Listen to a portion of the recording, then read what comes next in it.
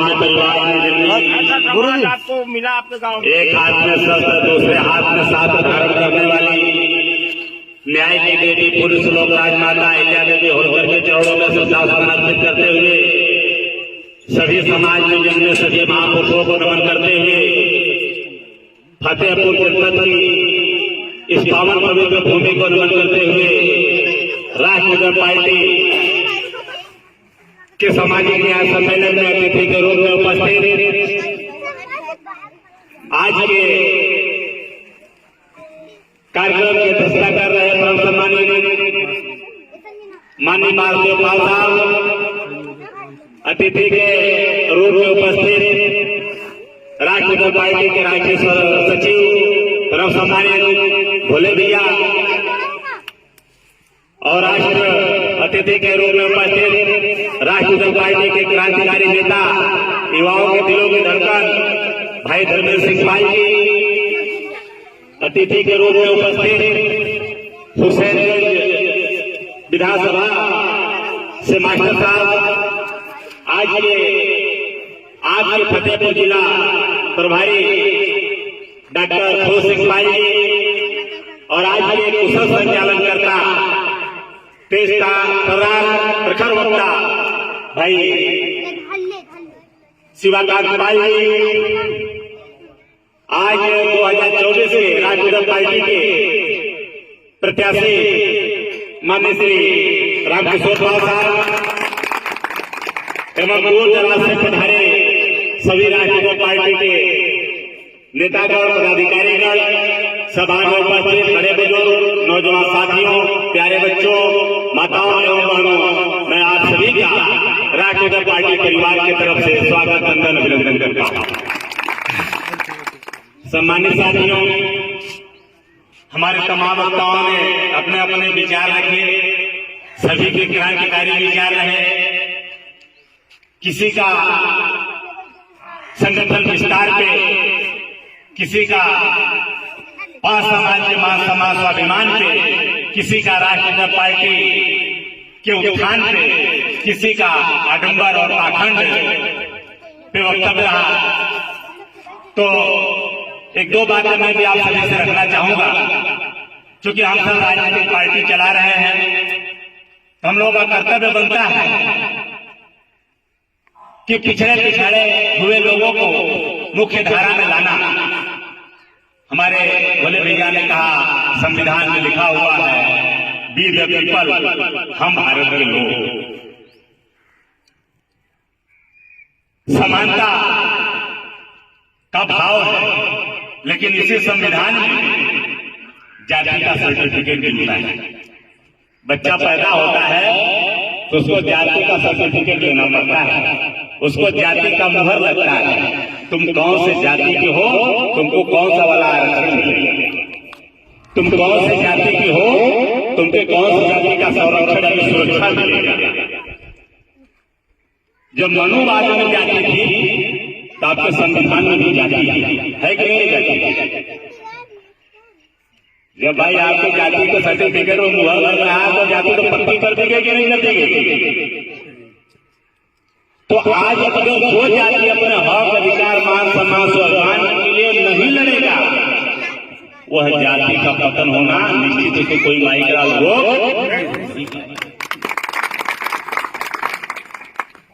हमारे भारत देश में, यह हमारा जो देश है बहुत जातीय देश है, बहुत सी जाति का निवास करती है और हमारे देश की जाति सच्चाई है। बहुत धार्मिक देश है, बहुत से धर्मों से बना हुआ हमारा देश है। यह भी हमारा देश की सच्चाई है और बहुत सी भाषा बोलने वाले लोग हमारे देश में निवास करते हैं, यह भी सच्चाई है। नोट में कई भाषाएं लिखी रहती है, नहीं लिखी रहती है। तो आपको सच्चाई से आंख मूंद करके आगे नहीं बढ़ सकते, सच्चाई को स्वीकार करना पड़ेगा।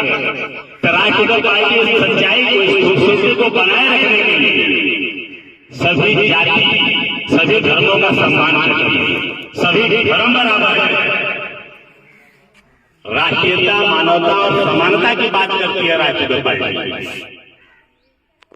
क्योंकि हमारा राष्ट्र सर्वोपरि, लेकिन राष्ट्र की सुंदरता के लिए, राष्ट्र की खूबसूरती के लिए सभी जाति के लोगों का सम्मान होना चाहिए, सभी का हक अधिकार जो सुरक्षित है उसको मिलना चाहिए, सभी धर्मों का सम्मान, सभी धर्म बराबर होना चाहिए। इस विचारधारा पर आगे जो पार्टी काम कर रही है तो सही विचारधारा है कि गलत विचारधारा है? तो हम लोग सही दिशा में बढ़ रहे हैं आगे ना, बहुत अच्छा। और सम्मानित साथियों, अब लोकतंत्र में ताकत कहां है? लोकतंत्र में ताकत हमारे आपके वोट में है, या अभी भगवान राम की मंदिर बनी हुई है, भगवान राम के मंदिर में? हम हिंदू धर्म के मानने वाले लोग हैं, हम सनातनी लोग हैं। जैसे हमारे किसी प्रवक्ता ने कहा, हमारे नेता ने, कि हमारा सबसे अध्यक्ष जी ने कहा कि सबसे सनातन, सबसे पुराना अगर कोई जाति गढ़ लिया जाए, हम सनातनी लोग हैं, सनातन को मानने वाले लोग हैं। लेकिन हमें समझना पड़ेगा हमारी ताकत असली कहां है लोकतंत्र में। अगर मंदिर में ताकत होती तो माननीय योगी आदित्यनाथ जी गोरखपुर का मठ छोड़ करके लखनऊ की गद्दी पर नहीं आते। तो हमें समझना है, चुनाव के टाइम पे हमारे लोग अक्सर लालच दिखा करके कभी 2 रुपए के लिए, मुर्गी के लिए, दारू के लिए, कहीं न कहीं अपने वोट की कीमत को भूल जाते हैं कि हमारी वोट की कीमत क्या है। तो आपको समझना पड़ेगा कि वोट में कीमत है कि नोट में कीमत है। आप नोट लेकर के जो अपराधी और अत्याचारी अन्यायियों को अपना नेता बना लेते हैं, वो 5 साल आपका पतन करता है। तो आपको समझना है कि आपको वोट और नोट की कीमत कौन सा ज्यादा है। आप लोग गए होंगे फतेहपुर में बैंक के पास, तो बैंक के पास 1 या 2 गनर होता है, सुरक्षा रक्षक होता है, इतने होता है, ज्यादा होता है? बताइए भाई, 1-2 से ज्यादा होता है कि 1-2 होता है? 1 होता है, 1 ही तो होता है। अब आप वोट की कीमत समझिए। जब आप वोट देते हैं तो आप जहां वोट देते हैं वहां कितने पुलिस वाले रहते हैं? 150 रहते हैं कि 1-2 रहते हैं? 150 रहते हैं ना। फिर जब वो देके जाते हैं तो भी फौज के साथ, सिपाही साथ में रहते हैं। फिर जहां मतपेटी रखी जाती है, ईवीएम रखी जाती है, वहां भी हजारों पुलिसकर्मी रहते हैं कि 1-2 रहते हैं? तो कीमत किसकी ज्यादा है, वोट की नोट की? लेकिन हम क्या करते हैं, हम अपने वोट को तो ऐसे ही बहते हुए पानी की नशा बहने देते हैं। जैसे बरसात जब होती है ना, बारिश होती है, तो अभी बारिश हुई और बारिश से बहते बहते जिधर उसको जगह मिला उधर चला गया, तो उसकी कोई कीमत है? अगर वही पानी अब पाइप के द्वारा निकाले जमीन से और किसान को अगर आप दें तो 1 घंटे का 40 रुपये 50 रुपये कीमत लेते कि नहीं लेते हैं? लेकिन जो उस पानी में इकट्ठा करके आप पानी पाइप लाए माध्यम से देते तो कीमत, और वही पानी आजकल 1 लीटर का आता है। लोग यात्रा में जाते हैं तो खरीदते हैं तो 20 रुपया लीटर मिलता है, रेलवे स्टेशन पर 15 रुपया लीटर। अब 20 लीटर वाला अगर आपने ले लिया, मैं समझता हूँ 40-50 रुपये लीटर है कि नहीं? तो कहने का मतलब जब उसी जो पानी फ्री में जा रहा है और उसी को जब आप इकट्ठा कर लिए तो उसकी कीमत हो गई, फ्री में जा रहा है, उसका कोई कीमत नहीं है। तो हमारे पास समाज का 10% की जनसंख्या उत्तर प्रदेश से निवास करने वाले समाज का वोट की बिल्कुल कीमत नहीं है, बस इसलिए वो फ्री में जा रहा है। सबको इकट्ठा करके पाइप के द्वारा, बटन के द्वारा इकट्ठा करके उस वोट की कीमत करने का काम हमारे जिलाध्यक्ष, हमारे नेता धर्मेंद्र सिंह पाल जी कर रहे हैं, आपके भाई दिनेश पाल जी कर रहे हैं, शिवाकांत जी पाल जी कर रहे हैं। तो जिसकी पहलू नहीं तो उसकी पहलू हमारे नेता कर रहे हैं, तो अच्छा काम कर रहे हैं, खराब काम कर रहे हैं। किसका मान सम्मान सम्मान आप सभी को मिलेगा ना, इनका साथ देना चाहिए कि नहीं देना चाहिए? तो सम्मानित साथी, यही काम हमारे आपके नेता कर रहे हैं। अब रही बात है कि तमाम और लोग भी आते हैं अलग अलग डमरू बजाते हैं, अलग अलग बातें बताते हैं। कोई धर्म के नाम पे आता है कि धर्म खतरे में है, अब फला पार्टी को वोट दे दो। सच्चाई है कि धर्म खतरे में नहीं है, खतरे में उसकी कुर्सी है जो धर्म के नाम पे वोट मांगा। खतरे में रहती नहीं रहती। कोई आएगा पार्टी कहेगा 85% के नाम पे हमें वोट दे दो। कोई आएगा भाई भाई के नाम पे कि हम आप भाई भाई हमें आप वोट दे दो। लेकिन सच्चाई ऐसा है, जैसे कि मैं छोटे से बताऊंगा कि हमारे पास प्रभारी जी रामाशय पाई, वो पार्टी के काम से चले गए औरैया में गए। वहां पे बैठक हुई, थोड़ा समय था तो थोड़ा घूमते घूमते बाहर निकले। 4-5 बच्चे थे और बच्चों से जो है बातचीत करने लगे। तो बातचीत करते करते प्रभारी जी को लगा यार बच्चे कितने टैलेंट वाले हैं, थोड़ा उनको इनसे बातें की जाए। तो 4-5 बच्चे थे, बच्चों से पूछे प्रभारी जी ने कि अच्छा बेटा तुम ये बताओ, कुछ सवाल मैं पूछूं बताओगे तुम लोग? तो बच्चे थोड़ा इधर उधर करके अच्छा पूछिए बताते हैं। कहते ये बताओ कि मां के दूध में और गाय के दूध में क्या अंतर है? तो बच्चे सब एक दूसरे मुंह देख रहे, बोले यार तू बता, होता यार तू बता। तो फिर कहा अच्छा बच्चा कहा अच्छा चलिए ठीक है हम बताते हैं। बोले ऐसा है कि जो मां का दूध होता है और एक गाय का जो दूध आपने पूछा, तो गाय के दूध को गर्म किया जा सकता है, लेकिन मां के दूध को गर्म नहीं किया जा सकता। तो प्रभारी जी ने सोचा यार बात तो सही कह रहा है, होता तो ऐसे ही है ना। फिर दूसरे से बोले अच्छा बेटा तू बता कि तुम्हारा क्या कहना है? तो थोड़ा कपार उपार खजुआ को बोलता है कि ऐसा है कि गाय के दूध में तो चीनी मिलाई जा सकती है, लेकिन मां के दूध में चीनी नहीं मिलाई जा सकती। होता तो ऐसे ही है ना।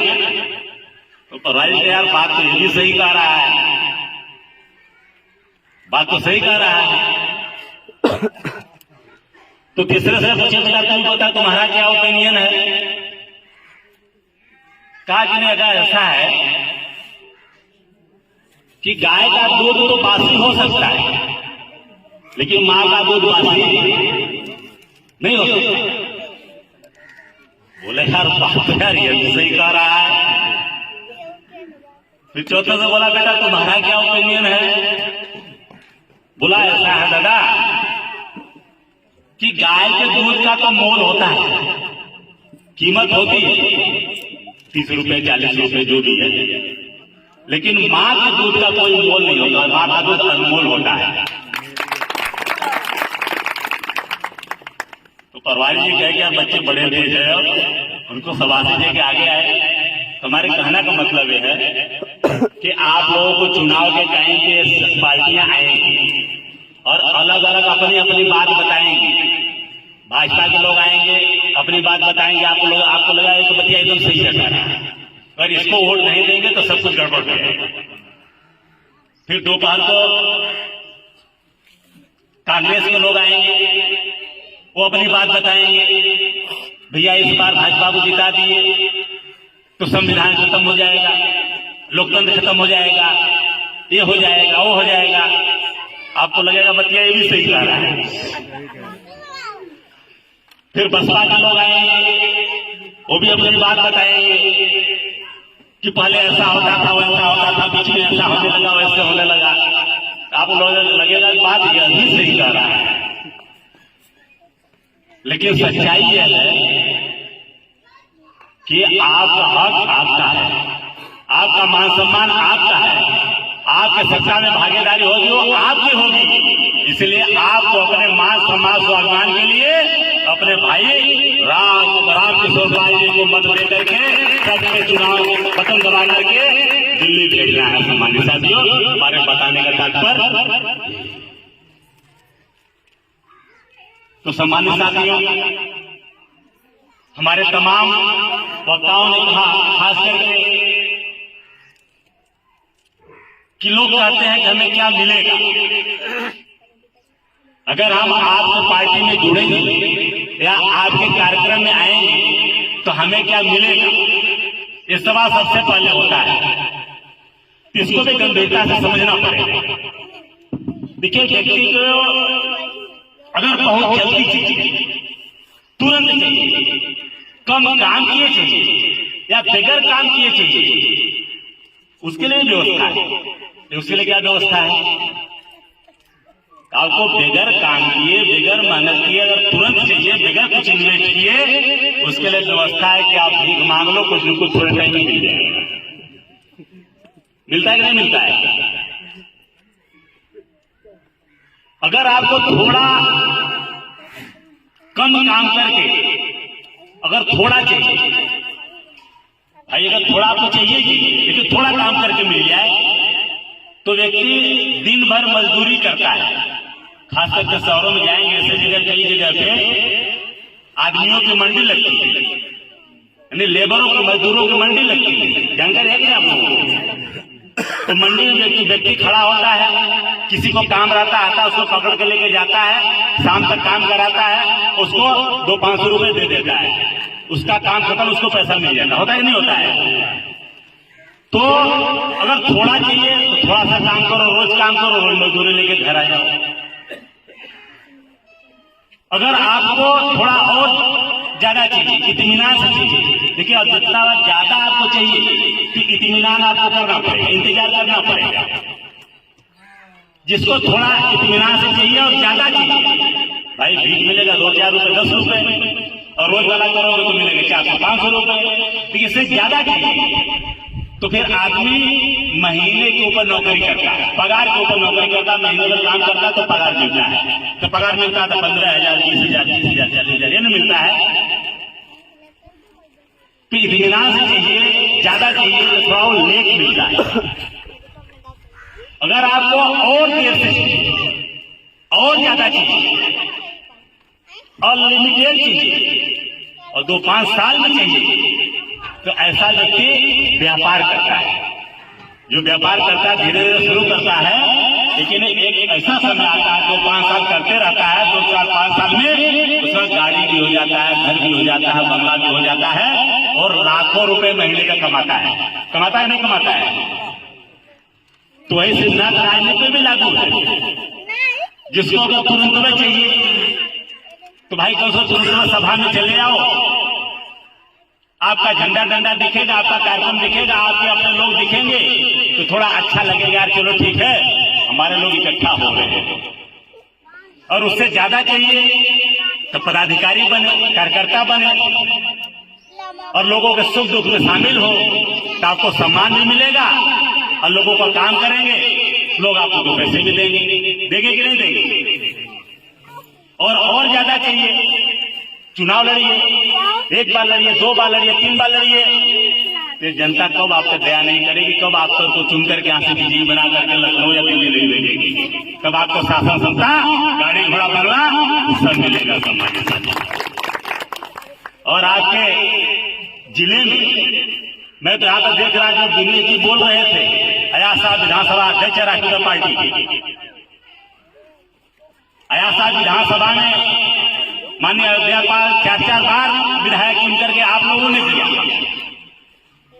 शासन सत्ता में गए, तो इसका सुख तो आप लोगों को मिला होगा कि नहीं मिला होगा? सम्मान मिला होगा कि नहीं मिला होगा? सीना चौड़ा हुआ होगा कि नहीं हुआ होगा?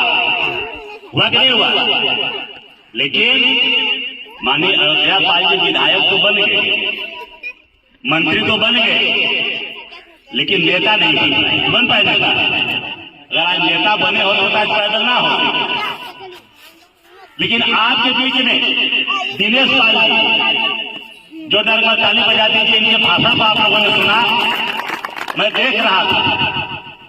दिनेश पाल जी आज ढलाई विधायक का शासन नहीं है यहाँ से, लेकिन जिनको इनका जोश है, जज्बा है, यह एक नेता आपके जरूर है। राष्ट्रीय पार्टी नेता बनाने आए सामान्य साथियों, जो काम अधूरा अयोध्या प्रसाद जी का रह गया है, जो काम समाज का अधूरा रह गया है, वह काम नेता बनकर के हमारे दिनेश जी पूरा करेंगे, ये हमें विश्वास आप लोगों के सामने रखना।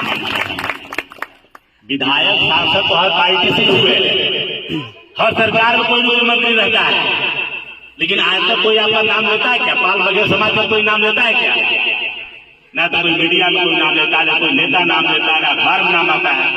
लेकिन जब से राष्ट्रीय पार्टी बनकर संघर्ष कर रही है, तब से आप लोगों ने देखा होगा, हम लोग भागीदारी संकल्प मोर्चा में थे तो टीवी पे भी नाम आ रहा था, अखबारों में भी आ रहा था कि नहीं आ रहा था, और अब भी आ रहा है। क्योंकि ये सब काम करने से काम होता है। राष्ट्रीय पार्टी रथ यात्रा भी आप यहाँ से निकालिए, एक ऐतिहासिक कार्यक्रम आप लोगों ने करके दिया कि राष्ट्रीय पार्टी एक संघर्षवादी पार्टी दिन प्रतिदिन आगे बढ़ रही है, और इसमें आप सभी का साथ में तन-मन धन से सपोर्ट चाहिए समाज का। तो आप लोग देंगे कि नहीं देंगे? और हमारा जहां तक लखनऊ के नेताओं से बातें होती है कि कई बार दूसरे समाज के जो नेता होते हैं अफसोस करते हैं, यार पाल जी आपका तो इतना स्वाभिमानी समाज है, जिसके पास तन मन धन सब है, लेकिन राजनीति में उतना सोया क्यों है, हमें नहीं समझ में आ रहा है। एक आप है, न जाने कहां से आप आए हैं, न कोई आप विधायक रहे, न सांसद रहे, न तो आपके पिताजी विधायक सांसद रहे, न तो आपके पार्टी में जितने लोग जुड़े हैं कोई कभी विधायक सांसद न रहा, न तो किसी के पिताजी विधायक सांसद रहे। एकदम गरीब, एकदम आम संघर्षवादी लोग इसमें जुड़े हैं। तो आप लोगों ने, एकदम साधारण लोगों ने इतनी बड़ी क्रांति कर दी है कि चारों तरफ चर्चा है राष्ट्रीय पार्टी पाल बघेल समाज। और चुनाव में जब 22 में भागीदारी संकल्प मोर्चा में आप लोग थे, आप लोगों को भागीदारी नहीं मिला, तो हम लोगों को लगा कि अब बैठ जाएंगे आप लोग, जैसे आप सबके समाज के नेता बैठ जाते हैं। हमने कहा क्या बात करते हो? बोले नहीं, आपके समाज के नेता लड़ाकू नहीं है, हम नेताओं का मानना है, मतलब ऐसा वो कह रहे कि हमारा मानना है कि पाल समाज के जो नेता है लड़ाकू नहीं है, क्रांतिकारी नहीं है। अगर इनको बड़ी पार्टी ने टिकट दिया तब वो चुनाव लड़ेंगे, अगर बड़ी पार्टी से चुनाव नहीं मिला तो बागी बन के चुनाव लड़ते नहीं है, बैठ जाते हैं। हमने कहा क्या बात करते हो? बोले आप बताओ, 2022 में अखिलेश जी ने कानपुर में राजा राम जी कांग्रेस छोड़ करके आए थे, उनको टिकट नहीं दिया, बैठ गए घर पे। जालौन में श्री रामपाल जी को आज टिकट दिया, दूसरे ने कट कर दिए, वो भी चुपचाप बैठ गए घर पे। बागी कौन बना? कोई नहीं बना, लेकिन बागी आप लोगों ने बना कि समाजवादी पार्टी के गठबंधन से बाहर निकल करके आपने चुनाव लड़ा। इसलिए हम आपको धन्यवाद देते हैं, इसलिए हम आपको क्रांतिकारी मानते हैं, राष्ट्रीय पार्टी वाले क्रांतिकारी। सम्मानित साथियों, हम लोगों ने 25 पर्चे भरे, 8 पर्चे पास हुआ, हम लोगों ने लड़ा। तो राजनीति में आदमी जब लड़ेगा तभी वो या तो जीतेगा या तो सीखेगा, राजनीति में हारता कोई नहीं। जैसे हमारे भाई ने कहा, किसी दिन से कहा, भाई इस गांव में अगर राष्ट्रीय पार्टी का मंच लगेगा, कार्यक्रम होगा, राष्ट्रीय अध्यक्ष जी आएंगे, लोग गोली मार देंगे, ये कर देंगे, वो कर देंगे। भाई उस भाई को या जो गोली मारने वाले को पता नहीं है हम गड़ेरिया के लाल हैं, जंगलों में अपने जीवन भर की कमाई और अपना मान मर्यादा पूरा परिवार लेकर के रहते हैं। हमारा सुबह दोपहर शाम हमेशा शेर से ही पाला पड़ता है। जब तक हम सीधे खड़े हैं, आगे जा रहे हैं या भाग रहे हैं, तभी तक हमें कोई डरवा सकता है। जिस दिन हम लग लेकर के अगर खड़े हो गए, पीछे मुड़ गए, आता हुआ शेर ही पीछे जाकर के गिर जाएगा। वह ताकत हमारी राष्ट्रीय पार्टी जिंदाबाद। भागने वाले को लोग भगाते हैं। जो आदमी अगर मुड़ जाता है लड़ने के लिए, कोई उसके नजदीक जाता है क्या? जाता है? तो साथियों, जब तक आप भागेंगे, जब तक आप डरेंगे, तब तक लोग आपको भगाएंगे, आपको डराएंगे, और राष्ट्रीय पार्टी के नेताओं की ताकत से आप लोगों को मैं बताना चाहता हूं, आप लोग डरना बंद कर दीजिए, आप लोग भागना बंद कर दीजिए। अगर राष्ट्रीय पार्टी के नेता की एक लाश गिरेगी तो जो गिराएगा उसकी सैकड़ों लाश गिराने के लिए आपका भाई तैयार है। आप गलत करिए मत और गलत सही मत।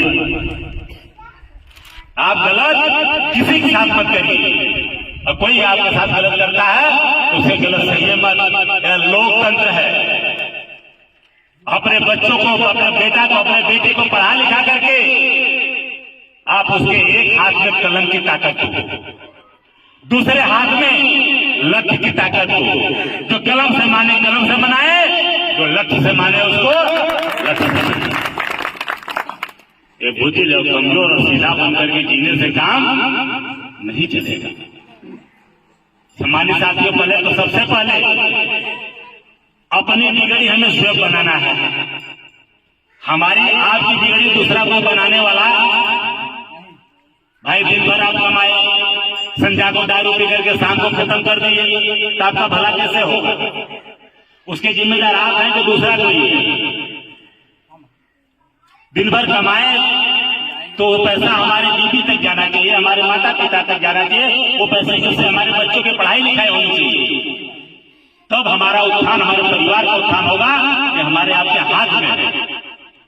रही बात आज महंगी शादियां, दहेज दानों का रूप ले चुका है।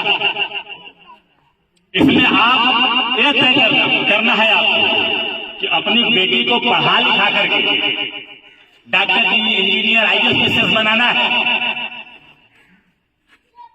या उनको केवल धर्म कर्म में झोंक करके 9 दिन का व्रत रख करके दर्शन दलिया करा करके उनको अच्छा घर और बर ढूंढना है।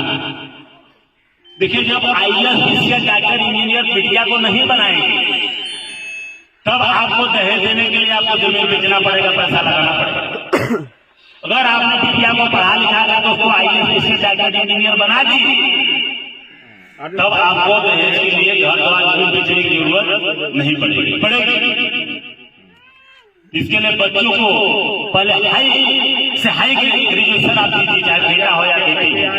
अपना इन्वेस्ट बच्चों के पढ़ाई लिखाई में खर्च करिए और अपना विकास स्वयं करिए, किसी के बहकावे में न आए। हमारी माताएं बहनें यहाँ बैठी हुई थी, 2 बहनें हमारी बैठी हैं। हमने अपने अध्यक्ष से कहा, अध्यक्ष हमारी जो बहनें हैं इनको तथक पर बैठाइए, बाकी भाई लोग बैठे उसे निवेदन करके कुर्सी में बैठे, नहीं जगह तो आगे बैठे। क्योंकि हम राष्ट्रीयता, मानवता, समानता की बात करते हैं। जब हम अपने बहनों को सम्मान नहीं देंगे, अपने माताओं को सम्मान नहीं देंगे, तो फिर दूसरा कोई सम्मान देगा। आज आदिवासी समाज की महिला देश की राष्ट्रपति है। एससी समाज की महिला आपकी उत्तर प्रदेश की 4 बार मुख्यमंत्री बन गई। और जो जागरूक समाज है, इनकी बहन बेटियां